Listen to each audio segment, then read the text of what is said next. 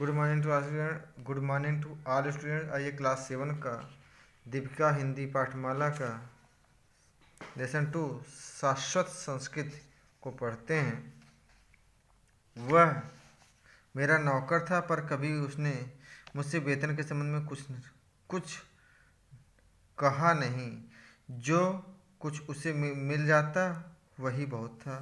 पहली तारीख को मैं उसे बुलाकर वेतन देता था। एक बार परीक्षा के लिए मैंने नहीं बुलाया, पूरे महीने नहीं बुलाया, न मांगने आया वह। दूसरे महीने स्वयं बुलाकर दोनों महीनों का वेतन देना पड़ा।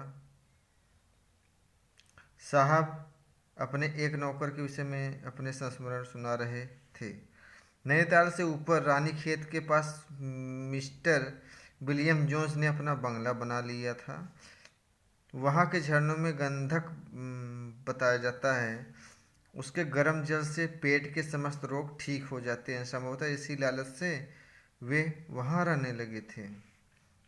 अपनी काव्य क्षमता से राष्ट्रीय चेतना को झकझोरने वाले मैथिली चरण गुप्त भी इसी उद्देश्य से लगभग एक महीने वहाँ रुके हुए थे। साहब बंगले में अकेले ही रह रहे थे। मेम साहब उनके है नहीं।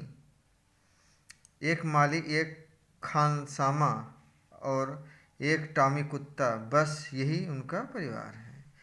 यहाँ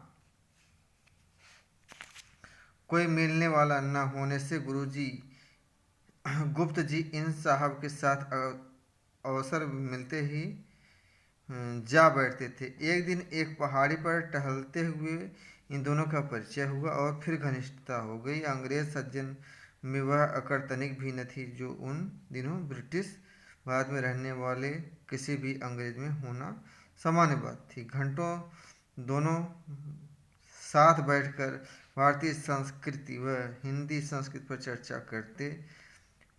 बड़ी शुद्ध हिंदी थी उनकी। उनका अध्ययन गंभीर देखकर गुप्त जी हतप्रभ रह गए। आइए देखते हैं और आगे। उस दिन भारतीय संस्कृति पर चर्चा आरंभ हुई थी। उसी बीच उन्होंने कहा, मिस्टर गुप्त, भारत की और पश्चिम की संस्कृति में एक मौलिक भेद है। थोड़ी देर चुप रहकर उनके चेहरे की ओर ताकते हुए बोले, भारतीय संस्कृति में श्रेष्ठता का मानदंड है। तुम क्या हो, जबकि पश्चिमी संस्कृति में श्रेष्ठता का मापन है। तुम्हारे पास क्या है? इस उत्तर पर पश्चिमी संस्कृति टिकती है। उसका मिलना, साथ रहना मेरे जीवन की अस्थायी अनुभूति बन गई है। कहते हुए अंग्रेज सज्जन किन्हीं भावों में निमग्न होने लगे।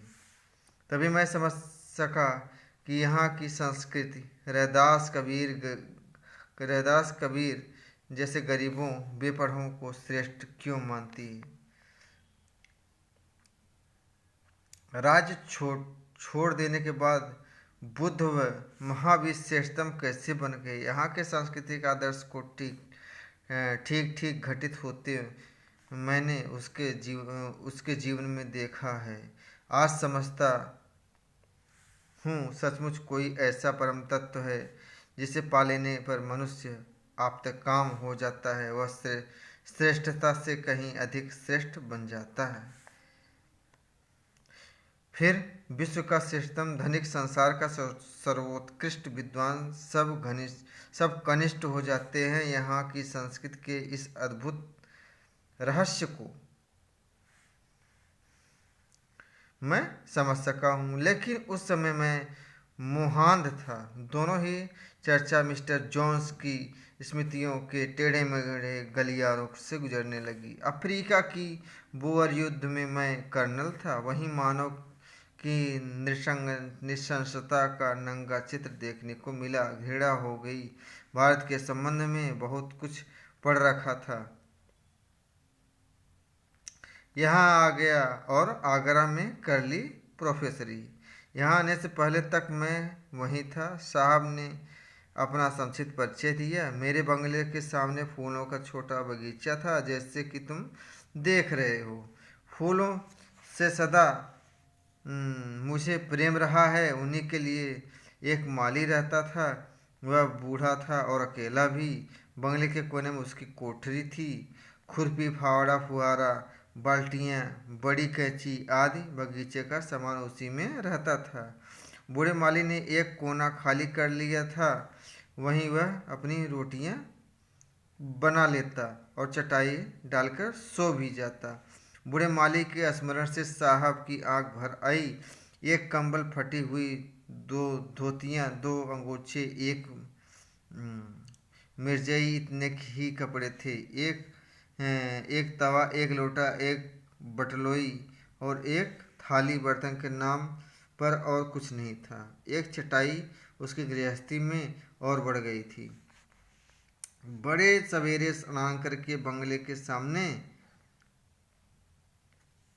मंदिर में दर्शन कर आता और फिर जुट जाता बगीचे के काम में। दिन में एक ही बार 2 बजे के लगभग रोटियां बनाता।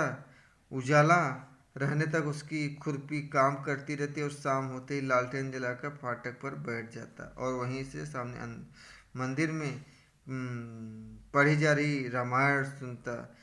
मेरे पास दरबान नहीं था, अतः मैं उसे शाम को कहीं न जाने के लिए कह दिया था। साहब यह कहते कहते किन्हीं गहराइयों में खोने लगे। चिंतन से क्रमशः उबरते हुए उन्होंने अपनी चर्चा को आगे बढ़ाई। वेल, तुम पौधों को ठीक से सींचता नहीं। हमारे पौधे सूख गए हैं। मैं एक दिन उस पर अप्रसन्न हुआ। आइए आगे देखते हैं। सींचता हूँ तो हूँ हुजूर, परसों जो जो ओले पड़े थे उन्हीं से शायद ऐसा लग रहा है, उसने सरल सहज नम्रता से कहा था। हमें कुछ सुनना नहीं मांगता, जो जुर्माना करेगा तुमको। मैंने नोटबुक और पेन उठाया। 4 रुपये जुर्माना। जो हुजूर मर्जी। वह सलाम करके चला गया। मैं स्तंभित रह गया। उस झुर्री पड़े सफ़ेद बालों वाले माली ने मुझे चकित कर दिया। 1 रुपये जुर्माने पर खानसामा दिन भर रोता रहता है, हफ्ते भर उदास रहता है, महीने भर माफ़ी मांगता है। उसकी तनख्वाह 25 है, जबकि उस बुड्ढे की सिर्फ 8। न रोया, न प्रार्थना की, न दुखी हुआ। 4 रुपये में क्या खाएगा वह? सामने मंदिर में जो वह हर महीने पूजा करता है, कैसे करेगा? ऐसा नौकर मैंने कभी नहीं देखा। माली दूसरे दिन मैंने पुकारा, हुजूर। पौधों की निराई छोड़कर पास आया वह। हम तुमको माफ़ करते हैं, अच्छा काम करने पर तुमको इनाम मिलेगा। मैंने उस पर दया करते हुए कहा, हुजूर की मर्जी। चला गया वह सलाम करके। न खुश हुआ, न कृतज्ञता प्रकट की। कैसा मनहूस आदमी है। मुझे अपने आप पर गुस्सा आया। क्यों इसे क्षमा किया? उस दिन मैंने उसे अच्छी तरह तंग करने का निश्चय किया। जब मनुष्य क्रोध करता है तो अंधा हो जाता है। उसकी महज वृत्तियां अंधकार में पड़ जाती हैं। वह नीचता के गड्ढे में गिरता है और गिरता चला जाता है। मैं नीचता पर उतर आया था। मिस्टर गुप्त। मिस्टर जोन्स ने मैथ्यू गुप्त की ओर देखते हुए अपने अतीत को कुरीदा। मैंने खानसामा से कहा, चुपके से बुड्ढे का कंबल उठा लाओ। माघ की रात्रि में एक दिन पहले ओले पड़ चुके थे। उस दिन भी बदली थी। बुढ़ा शाम को खूब चिल्लाएगा। कोई दूसरी बात मेरे मन में नहीं थी। 10 बजे रात में चौंक कर उठा। खानसामा बुलाने आया। उसने रिपोर्ट दी। माली न तो बड़बड़ाया, न ही उसने गालियाँ दी। केवल इतना ही कहा, किसी बेचारे की ठंडी रात सुख से कटेगी। अच्छा हुआ अब वह सूखी घास के बगीचे में से ले ले आया है और उसका ढेर बनाकर उसी में पड़ा है। कंबल दे आओ। मेरा नाम मत लेना। मैंने दया तो अवश्य दिखाई, पर पराजय स्वीकार नहीं की। इस जिद के मारे उस वर्ष गर्मियों की छुट्टी में नैनीताल नहीं गया। ज्येष्ठ की कड़ी दोपहरी में बगीचे की सघन छाया में बैठकर बूढ़े से ठीक निर्जला एकादशी को पूरे दिन घास छिलवाई मैंने। एक बार भी असमर्थता बताता गिड़गिड़ाकर छुट्टी मांगता तो मैं प्रसन्न हो जाता, पर वह चुपचाप काम करता रहा। खानसामे ने शाम को बूढ़े से कहा, साहब पूरा जल्लाद है, वह व्रत के दिन भी कार्य करता है। मैं सुन रहा था। छी, मालिक की निंदा करते हो, काम नहीं लेंगे तो क्या मुंह देखने को रखा है। वैसे बड़े दयालु हैं। मैं अधिक सुन नहीं सका, बगले में आकर आराम कुर्सी पर धम से बैठ गया।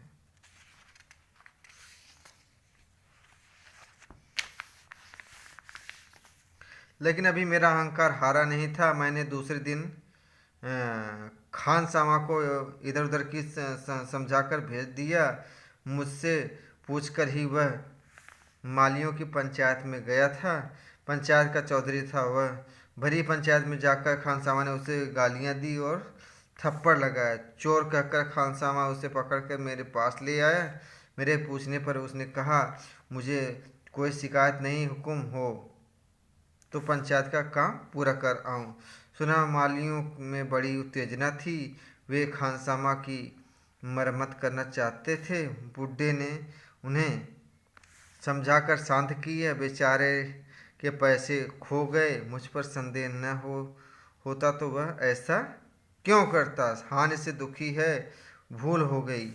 मैं सुनकर सन्न रह गया। सोचने लगा कि ईर्ष्या मनुष्य को कितना नीचे बना सकती है। मैंने दूसरा माली रख लिया।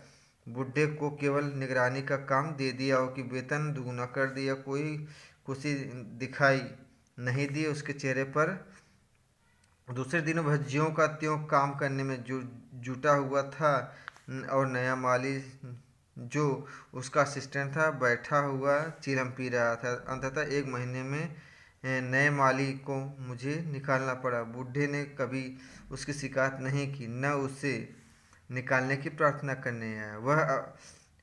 वह वही 8 रुपये लेने को तैयार था, पर मैं किसी तरह स्वीकार नहीं किया। अब प्रत्येक पूर्णिमा को सत्यनारायण की कथा सुनने लगा था। मैं जानता था कि वेतन के बढ़े रुपए प्रसाद और प्रदक्षिणा में दे आता था। मुझसे पूछकर पूर्णिमा को सामने के मंदिर में कथा की व्यवस्था करके सुनने चला जाता था। लेकिन एक दिन उस दिन साहब का कंठ भर्रा गया। गुप्त जी उनकी भावभंगिमा में आए परिवर्तन से चौंक गए। मिस्टर जोन्स कह रहे थे, पता नहीं मुझे क्या हो गया है था। मुझे कौन सा शैतान दबाए बैठा था। मैंने उसे आज्ञा नहीं दी। तुम्हारी रामनवमी। उसे 2 दिन से ज्वर आ रहा था। बगीचे का काम वह बराबर करता था। आज का काम उसने निपटा दिया था। पौधे सींच दिए थे और उखड़ने योग्य क्यारियाँ गोड़ दी थीं। राम जन्म के समय मंदिर में जाता था। वह आधे घंटे के लिए जाएगा, आरती हो जाने पर लौट जाएगा। साहब ने सोनी दृष्टि उठाई। सवेरे बिल्ली ने दूध गिरा दिया था। चाय देर से मिलनी थी। सुबह का अखबार नहीं आया था। सीढ़ी उतरते समय बूट फिसलने से पैर में मोच आ गई थी। झल्लाहट थी ही। कह दिया, फाटक से बाहर नहीं जा सकते, चुपचाप काम करो। साहब ने आंखें पोंछी। बंदूक का शब्द हुआ। मैं बंगले से बाहर आ गया। कहाँ फायर हुआ, पूछते ही मन में आ गया कि मंदिर में जन्म समय धड़ाका किया गया है। माली अपने सामने फाटक के पास स्टूल पर उसका बैठना मुझे बुरा लगा। उत्तर न पाकर मैं झपटा। उसे ढकेल कर ठोकर लगाना चाहता था। हाथ लगाते ही चौंक कर वो 2 कदम पीछे हट गया। धक्के से बुढ़ा लुढ़क गया था। वह माली कहाँ था। वह तो उसका शरीर भर था। मैं चीख पड़ा और मैं साहब जैसे कुछ खोजने लगे। साहब सामने बैठे मंत्री गुप्त को ऐसे ताका जैसे अपनी खोई वस्तु उन्हीं के अंदर ढूंढ रहे हों। कुछ क्षण चुप रहकर वे कहने लगे, वह सुख दुख से ऊपर था। हानि लाभ उसे छू नहीं सकते थे। छूते भी कैसे। वह महानता के सर्वोच्च शिखर पर जो था। मानापमान से तो वह सर्वथा परे था। दोष देखना तो जैसे उसे मालूम ही न था।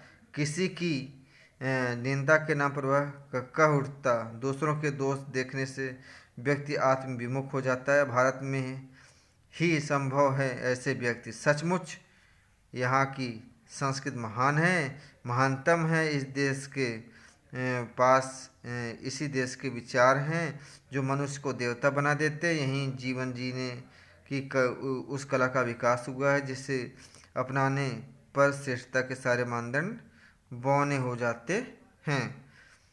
इस देश की संस्कृति का शाश्वत प्रश्न तुम क्या हो मुझे बेचैन किए हैं। इस प्रश्न का हाल ही मेरा प्रायश्चित है। उस परम संत को सताने का कहते हुए मिस्टर जोन्स मौन हो गए। महाकवि मैथिली शरण गुप्त अवाक हो पश्चिमी गौरव को नतमस्तक होते रूपांतरित होते देख रहे थे। अपनी संस्कृति का शाश्वत प्रश्न उन्हें भी मथने लगा था। तो बच्चों, आज का लेसन यहीं पर समाप्त होता है। अगले लेसन में आपसे मिलते हैं। तब तक नमस्कार।